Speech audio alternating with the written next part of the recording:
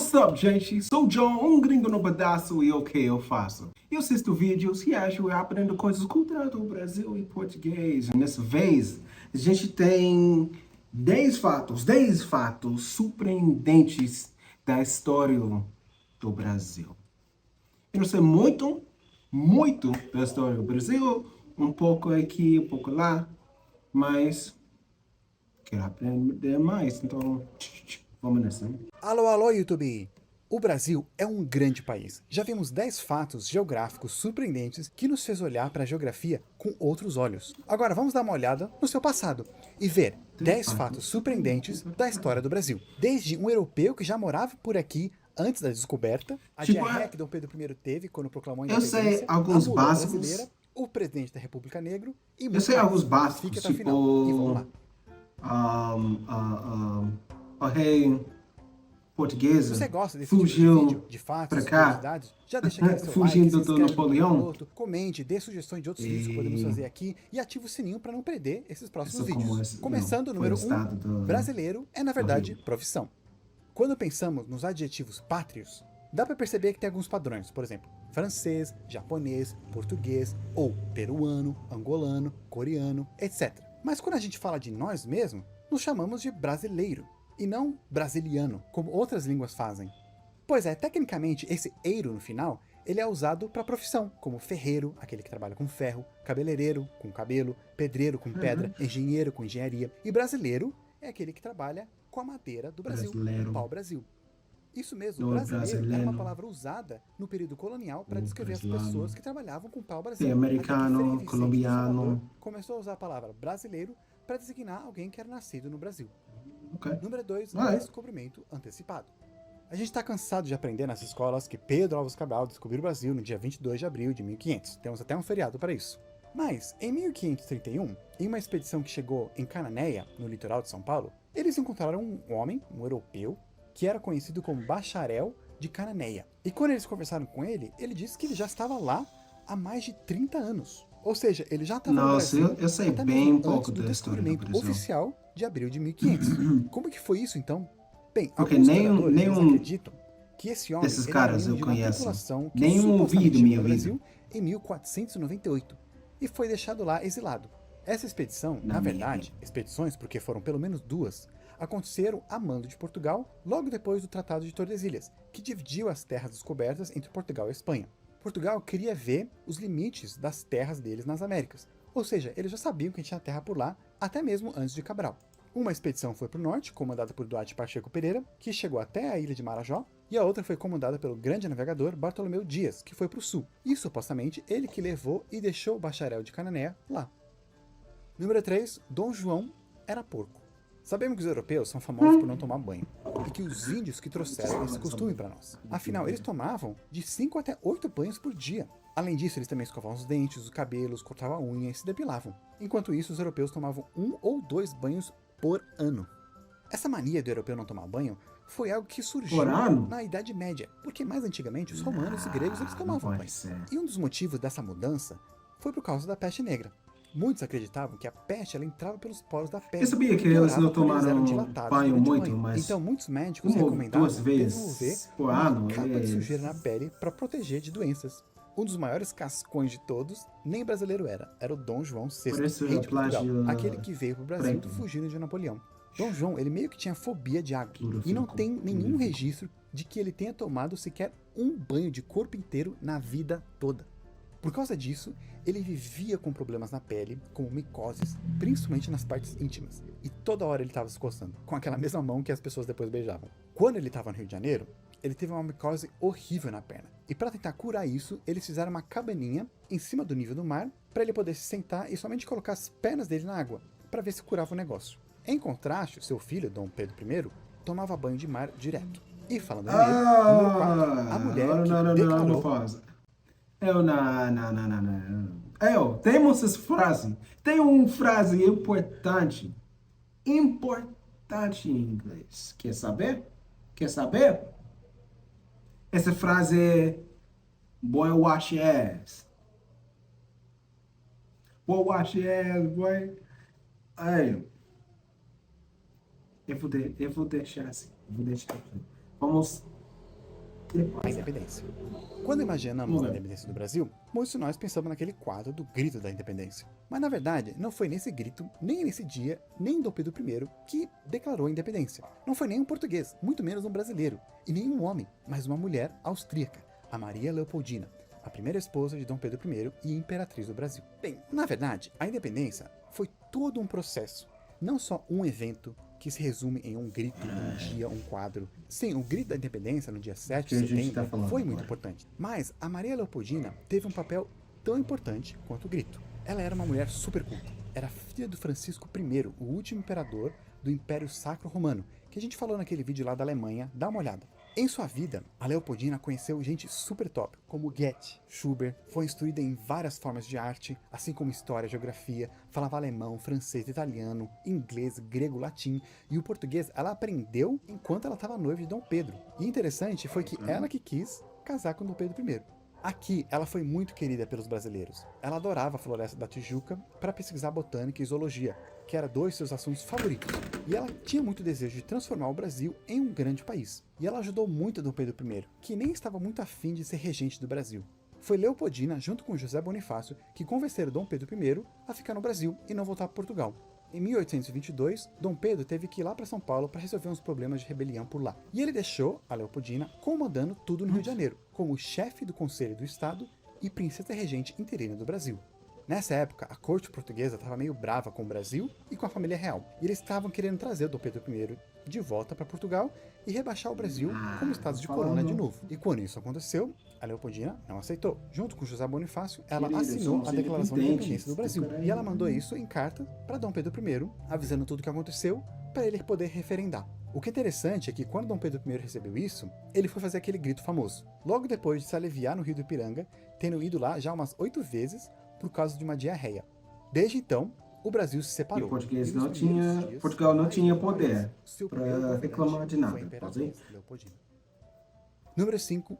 A mulã brasileira. Tipo, volta, queremos você como colônia agora. Não, cai fora, mano.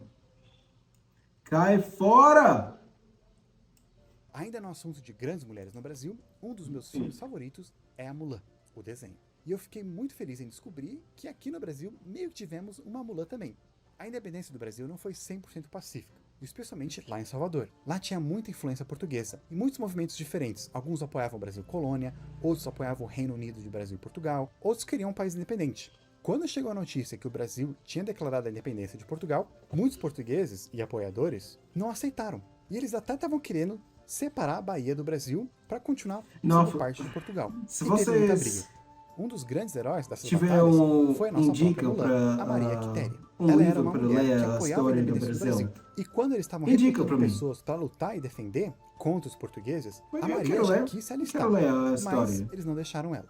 Como vocês imaginam, ela não aceitou isso. Ela acabou fugindo de casa, indo para casa da irmã, pegou as roupas emprestadas de seu cunhado e se alistou no exército fingindo ser um homem, com o nome José Medeiros. E aí ela foi participar da guerra. E durante os combates, ela foi muito boa. E muitos falaram dos vários atos de heroísmo que ela fez. Tanto que, mesmo depois que descobriram que ela era uma mulher, deixaram ela continuar.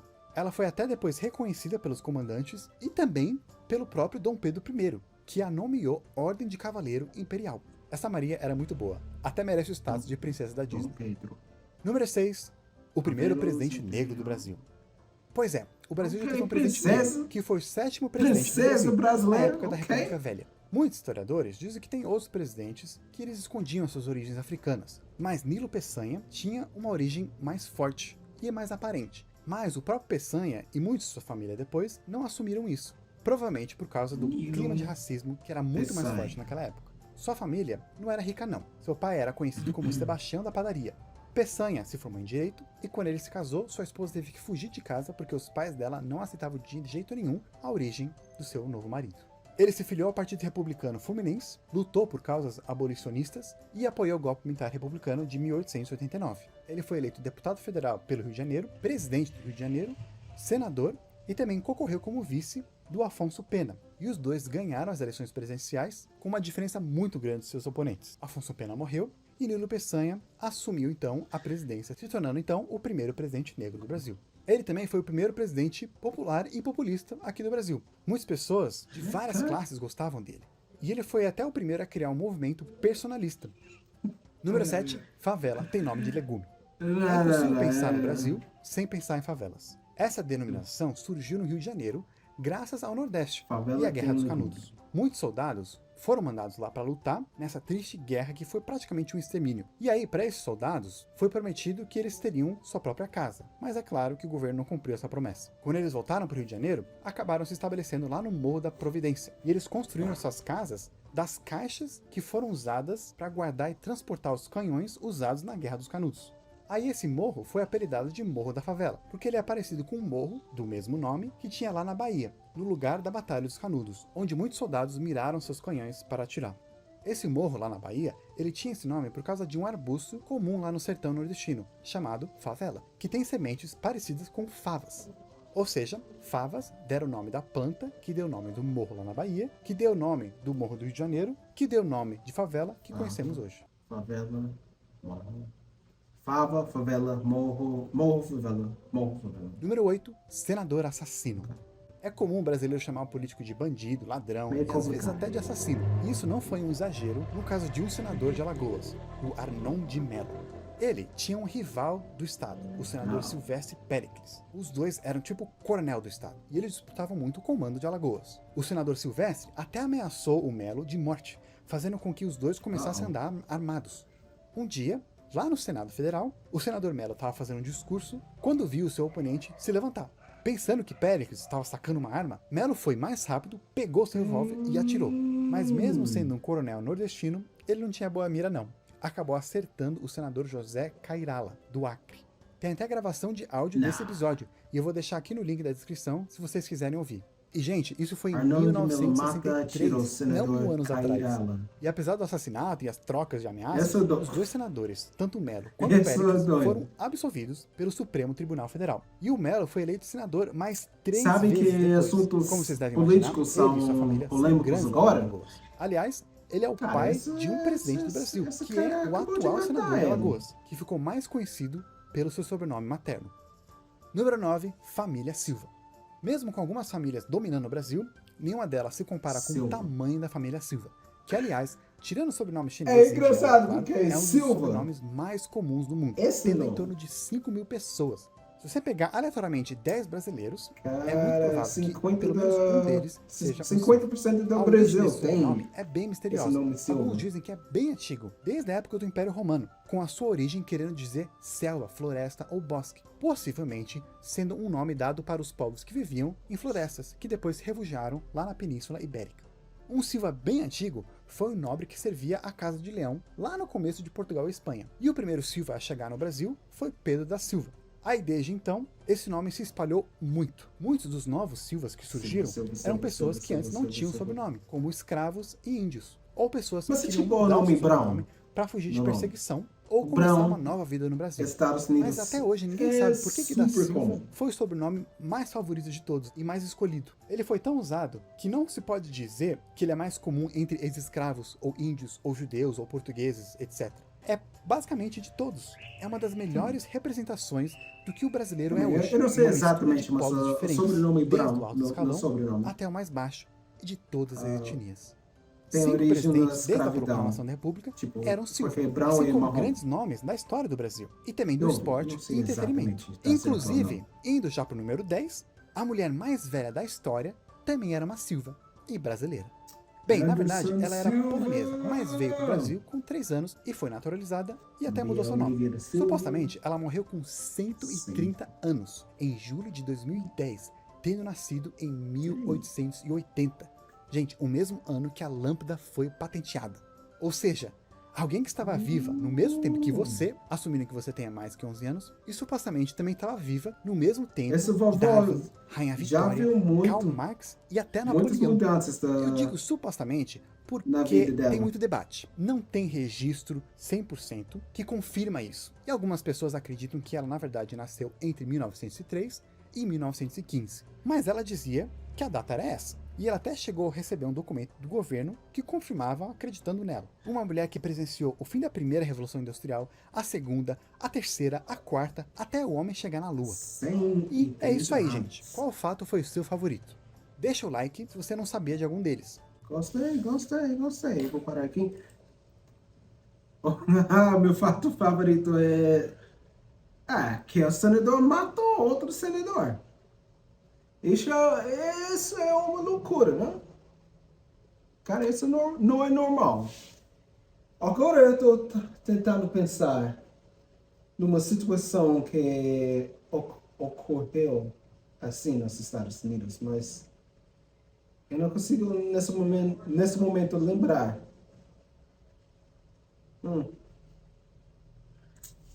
Nossa, ok.